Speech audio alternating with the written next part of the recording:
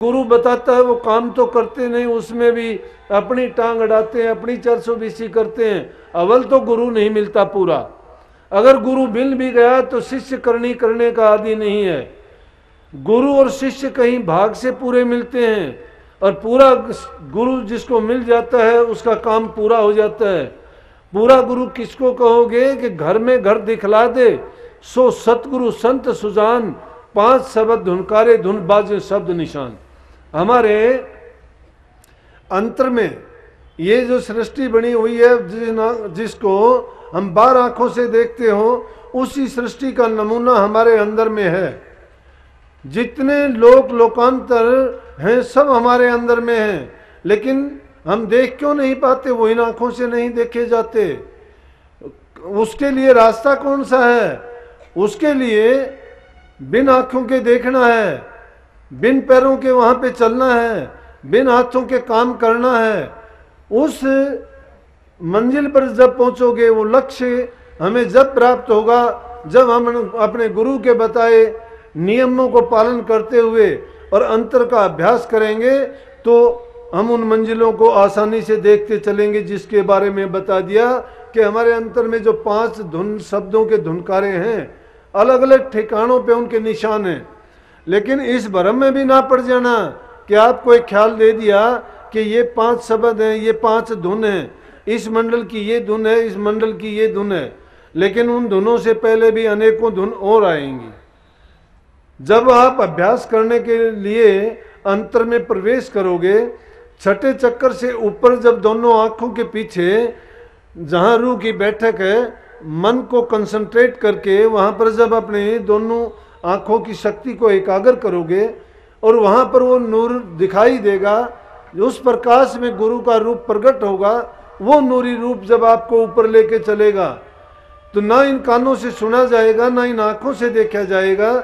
जब वो तुम्हारी तीसरी आंख अंतर का भेद खोलने वाली, वो जो जो ऊपर की तरफ चढ़ती चली जाएगी, वो ही सुरत का काम भी करेगी, नृत्य का काम भी करेगी। शब्द की डोर जो बंधी हुई है, उसी शब्द की डोर को पकड़ के ये सुरत ऊपर की तरफ यूं चलेगी जिस प्रकार से मकड़ी चलती है। लेकिन ये कहने की बात नहीं है, ये मैं जो कह रहा हूं वो भी सही नहीं है। वो सही क्यों नहीं है? क्योंकि जो चीज एक अनुभव की जाती है वो जबान से बताई नहीं जाती। वो तो जब देखो, क्योंकि ना तो देखने वाली ये आंख है और ना वहां पर ये जबान है, तो किस चीज का वर्णन करेगी? वर्णन उसको किया नहीं जा सकता। और भी जो ध्वनि भी आपको बताई जाती है, कही जाती है, वो भी आपको अनुमान के रूप में बताई जाती हैं। प्रमाणिक रूप उनका नहीं है, सिर्फ अनुमान लगा के ये कहा जाता है कि इससे मिलती जुलती वहां पे धुन मिलेगी। लेकिन जब आप जो जो अंतर में शिथित होते चले जाओगे, जो जो तुम्हारी काम वासनाएं, जगत की तृष्णाएं कम होती चली जाएंगी, रूह इस देह रूप से ऊपर उठ के संसारी जो मोटे बंधन है उनको तोड़ के जब सूक्ष्म मंडलों में जाएगी और सुरत को जब अनुभव होगा, वो अनुभव वो अवर्णनीय है। जिसको कबीर साहब ने क्या कहा? कबीर साहब कहते हैं कि ना तो लिखने पढ़ने में आता है, ना उस अक्षर की कोई मात्रा काना लगता है, ना उसका कोई रंग रूप आकार है, ना वो लिखने में आता, ना वो पढ़ने में आता, ना वो सुनने में आता। वो अनुभव किया जाता है। और अनुभव किससे होगा? सुरत के कान से अनुभव होगा, सुरत की आंखों से देखा जाएगा। लेकिन ये नहीं कि जिसके दिल में पीड़ा नहीं है, जिसके दिल में दर्द नहीं है, जिसके दिल में श्रद्धा नहीं है, वो इन चीज़ों तक नहीं पहुंच सकता। ये तो चली बात में उस गुरु के भाई पूरा गुरु कैसा हो उसके वर्णन करते हुए ये बात आई है। पूरा सतगुरु मिलने का, कर्म की रेख मारने का मतलब ये है कि तुम्हारे जो कर्म हैं वो तो हम करके आए हैं, प्रारब्ध कर्म है, हमको पूरे करने पड़ेंगे, ना करेंगे तो कर्जदार रहेंगे इस प्रकृति में। ऐसी कोई जगह नहीं है, कोई जीव नहीं है जो अपने कर्म से बच सके, और ना ही ऐसी कोई चीज है कि उस कर्म को काट सके। सिर्फ संत सतगुरु का द्वारा एक ऐसा है कि जिस पर ये जीव अगर जाके सच्ची श्रद्धा के साथ जो जो गुरु के कहे हुए नाम की कमाई करता हुआ चला जाएगा, तो इसके कर्म धुलते चले जाएंगे, हल्के हो जाएंगे, कम हो जाएंगे। वो इसी प्रकार से साफ होते चले जाएंगे जिस प्रकार से हमारे कपड़ों पर चढ़ी हुई मैल धोबी के पास जाने से ज्यों ज्यों धोबी उसको धोता चला जाता है, उतारता चला जाता है, उसकी सफाई आती जाती है और मैल उसकी धुलती चली जाती है। इसी जीवन में होना है वो काम। अगर हम सोचते हैं कि अब नहीं, अगर बचते रहते हैं हम आगे पीछे का समय देते रहते हैं, आज नहीं कल से शुरू करो, नहीं होती बात। दिल के अंदर अगर दया है, प्रेम है, मैं कहता हूं धर्म के रास्ते पर चलना शुरू हो गए हो। जिस इंसान को इतनी दिल में आ जाती है भावना, वो अपने आप नाम की कमाई करने लग जाता है। एक बार जब आदत डाल लेगा तो उसको बार बार वो चीज याद आएगी। कैसी दया होनी चाहिए कि देखो कितना क्रूर हृदय था। राजा अशोक के बारे में सब जानते हैं, लेकिन था जब क्रूर था और महान बना तो उसी अशोक महान को आज भी याद करते हैं। आज भी उसके समय के चिन्ह को हम अपनी कितनी जगहों में रख के याद करते हैं। कहीं वो अशोक चक्र है, कहीं अशोक के और कितने निशान हैं, यादगार के लिए अलग अलग जगह उनको रखा गया है। हमारा जो नोट है, पैसे हैं, उन पर उनकी मोहर लगाई जाती है। वही राजा अशोक, जिस कलिंग का युद्ध हुआ, कितने लोगों को मरवा दिया, जिसकी लालसा थी मैं दुनिया को फतेह कर लूं। सिकंदर की लालसा थी मैं दुनिया को जीत लूं। रावण जैसे महाबली चाहते थे कि मैं पूरी सृष्टि को ही अपने काबू में कर लूं, यहां तक कि उसने देवताओं तक को जीत लिया। इतनी सिद्धियां शक्ति प्राप्त कर ली कि जो चाहता वही होता था। संत कहते हैं, सहज में सबको बताते हैं कि अगर आप भी ऐसा करना चाहते हो तो अपने आप को जीत लो, सारी सृष्टि जीती जाएगी। जो बाहर की सृष्टि को जीतना क्या चाहोगे, पहले अपने आप को जीत लो। ये लालसा नहीं रहेगी कि सृष्टि को जीतने की, साम्राज्य बढ़ाने की नहीं रहेगी, दूसरों को अपने काबू में करने की नहीं रहेगी, बल्कि दूसरों के मददगार बनोगे, उनके दुख दर्द को कम करने वाले बनोगे, उनके जीवन को रास्ता दिखाने वाले बनोगे। उससे जो तुम्हें शांति, संतोष और दिल में जो आत्मीयता मिलेगी वो संसार के किसी पदार्थ में नहीं। ना वो धन दौलत में है, ना वो परिवार में है, ना ऊंचे महल मकान में है, वो मिलेगी तुम्हें तुम्हारे अंदर में। जब आदमी के मन में शांति आ जाती है, सब धन धूल के समान हो जाते हैं। सबसे बड़ा धन किस चीज का है? नाम का धन है। हम तो एक छोटी छोटी चीज के लिए रोजाना शिकायत करते हैं, मुझे ये नहीं मिला, मुझे वो नहीं मिला। कोई चीज छूट जाती है उसके लिए तड़पते रहते हैं कि मेरे साथ ये क्यों हुआ, क्या हुआ। अरे इस राज को, इस हकीकत को सत्संगों में संत लोग बयान करते हैं, खोल के बयान करते, बताते हैं कि जिसका जितना लेना देना था वो अपना पूरा करेगा, और जब पूरा हो जाएगा तो चला जाएगा। लेकिन हम क्या सोचते हैं? हम सोचते हैं कि ये चीज मेरे से छीनी जा रही है, मेरी है। ये नहीं पता, अरे मूर्ख, तू भी एक दिन इन चीजों को छोड़ के ऐसे ही चला जाएगा और तेरी तरफ भी ये संसार की चीजें यूं ही देखती रह जाएंगी। तो दिल में दया, प्रेम पैदा करो, तभी आपके दिल में श्रद्धा पैदा होगी, तभी गुरु के प्रति आदर भाव और सम्मान होगा, तभी आप बूढ़े बुजुर्ग माँ बाप की सेवा कर पाओगे। और उनकी सेवा करने से जो आशीर्वाद प्राप्त होगा ना, वो सारी दुनिया को जीतने से प्राप्त नहीं होएगा। तो उसी अशोक की मैं बात बताऊं कि एक बार उसी ने बाद में क्या किया कि जब ये बात उसकी समझ में आई, पहले इंसान को अज्ञान के बस इंसान करता है ऐसे काम, हमने भी किए, आपने भी किए, जाने में भी होते हैं, अनजाने में भी होते हैं। लेकिन सबसे ज्यादा पापी कौन होता है? जो जानबूझ के करता है। जानबूझ साची तजर करे झूठ से ने, वाह की संगत राम जी सुपने ही ना दे। जानबूझ के जो इंसान गलती करता है वो गलती है, अनजाने में जो हो जाती है वो आदमी की गलती नहीं। अनजाने में तो होती है गलती, लेकिन जानबूझ के करता है वो गलती नहीं, मस्ती होती है। अगर ऐसा करता है कोई तो वो ये ना कहो कि गलती हुई है। गलती तो जैसे हमें खबर नहीं है कि हमारे कुछ अपने काम करने से किसी का नुकसान होता है, वो गलती हुई है। लेकिन एक चीज हम सामने से जाते हुए देखते हैं और करते हैं तो हमें पता है कि ये काम हम गलत कर रहे हैं, फिर करते हैं वो गलत है। चोरी करते हैं, पता है गलत है, करते हैं। जीव हिंसा करते हैं, पता है गलत है, पाप है, करते हैं। ये क्या है? ये गलती में नहीं आती, ये तो पाप है, घोर अन्याय है, जुल्म है। ये गलती कौन सी हुई? गलती तो वो है कि हमें पता ही नहीं लगा उस चीज का। तो राजा अशोक ने इतने युद्ध में नरसंहार किया, कितने लोगों को उसने मारा, और उसके बाद उसके दिल में आया कि मैंने बहुत बड़ा जुल्म कर दिया। फिर उसने मानव कल्याण के लिए सड़कें बनवाई, धर्मशालाएं बनवाई, पेड़ लगवाए, कुएं खुदवाए, पानी के लिए लोगों का इंतजाम किया कि रास्ते चलने वालों को कोई दुख ना हो, तकलीफ ना हो। लोगों के लिए अन्न क्षेत्र खुलवा दिए, कोई भूखा ना रहे। और उसी में क्या हुआ कि बाजार में जब वो ऐसे राशन की दुकानें खोल दी गई, जब राशन की दुकान थी, एक वृद्ध आदमी गया, वो जब तक पहुंचा तब तक राशन की दुकान बंद हो चुकी थी। बंद हो चुकी तो उसने कहा भैया राशन दे दो मुझे। कहने लगे अब तो टाइम हो चुका, बंद कर चुके, कल को आना, आपको कल को मिलेगा। और उसी टाइम क्या देखते कि नौजवान आता है, बहुत सुंदर है देखने में, और उस बुजुर्ग के पास आके उस दुकानदार से कहने लगा, बड़े एक प्यार से, नम्रता से, दीन भाव से कहने लगा, बुजुर्ग आदमी है, मैंने इसको देखा था, और ये तो बहुत पहले से आया हुआ था, लेकिन इसका नंबर नहीं आया, अभी इसको दे दो, बेचारा कहाँ ये घूमता फिरेगा। उसको देख के जो अन्न देने वाला था उसको दया आई, और उसके लिए जो जरूरत की चीजें थी उसने दुकान खोल के दे दी। वो अब बुजुर्ग आदमी था, उन सामान को लेके कौन जाता? उसी नौजवान ने वो चीजें उठाई और वहां से लेके चल पड़ा, और उनसे पूछने लगा कि बोलो कहाँ जाना है।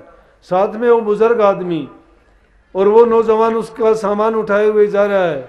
रास्ते में जब सामने से घुड़सवार आया, जो राज दरबार में कोई कर्मचारी था, जब उसने उसको देखा तो देख के वो घोड़े से नीचे उतरा और उसने दुआ सलाम की। तो उस नौजवान ने उसको कहा कि चल अपना काम कर। वो चला गया, वहां से निकल गया।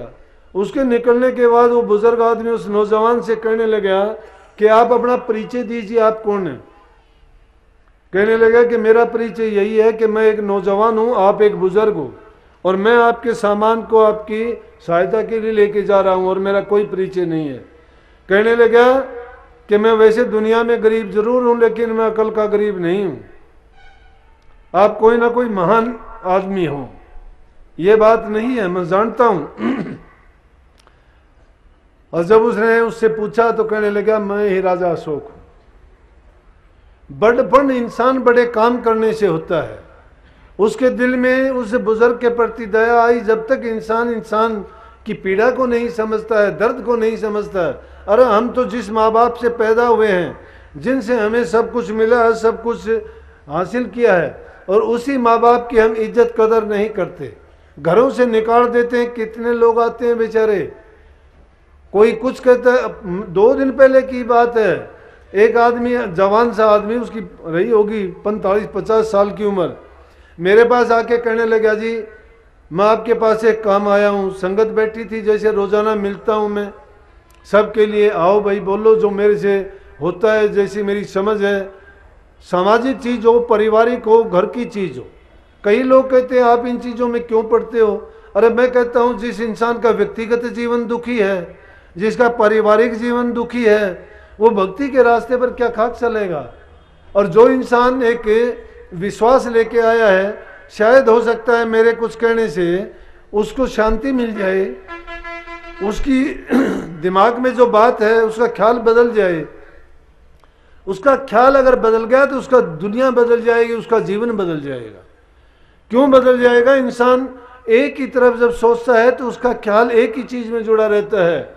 लेकिन अगर किसी निष्पक्ष व्यक्ति के पास तुम जाओगे और वो अपनी सोच से तुम्हें जो भी बात बताएगा, गुरु के पास स्वार्थ नहीं होता, उसके पास निष्पक्ष बात मिलेगी। ना उसको बेटे का स्वार्थ है, ना माँ बाप का पक्ष लेता है। वो जो भी बात कहेगा निष्पक्ष कहेगा, न्यायाधीश बन के कहेगा। अगर गुरु होके अगर इस बात को पक्ष लेता है या छिपाता है या किसी को भला बुरा कहता है तो उसको गुरु मत समझो। गुरु है, वैद्य है, राजा है, हकीम है, ये या ज्योतिषी है, ये किसी के लिए पक्षपात नहीं करते। अगर ये पक्षपात करते हैं तो समझो वैद्य अगर पक्षपात करेगा तो उसका इलाज कामयाब नहीं होगा। राजा अगर पक्षपात करेगा तो कभी भी वो नेक राजा नहीं कहलाएगा। अगर संत सदगुरु किसी का पक्ष करेगा तो वो भी पूर्ण गुरु नहीं कहा जा सकता। अगर वैद्य हकीम जितने भी मैंने बताए ये अगर पक्ष करते हैं तो उनका किया हुआ काम कोई भी कामयाब नहीं होगा। इसलिए वो आके मेरे से कहने लगा कि जी मेरी बात का हल बताओ आप। मैं कहने लगा पूछ भाई क्या बात है तेरी। कहने लगा मेरे माँ बाप मेरी जो जमीन है वो मेरी बहनों को दे रहे हैं, मुझे नहीं दे रहे। तो उसकी बात को सुनते ही आप भी समझ गए होंगे क्यों दे रहे होंगे। हमारे समाज में आम चीजें हो गई हैं। ये क्यों हो गई हैं कि ये हमारे जो सामाजिक नियम है, मर्यादाएं, वो टूटती जा रही हैं। वो क्यों टूटती जा रही हैं? जो मैंने ये बात बताई है कि हम परिवार में जो चीज़ें होनी चाहिए हमें माननी चाहिए। जिस जगह हमारा धर्म है उस धर्म को निभाना चाहिए, उसको नहीं निभाते।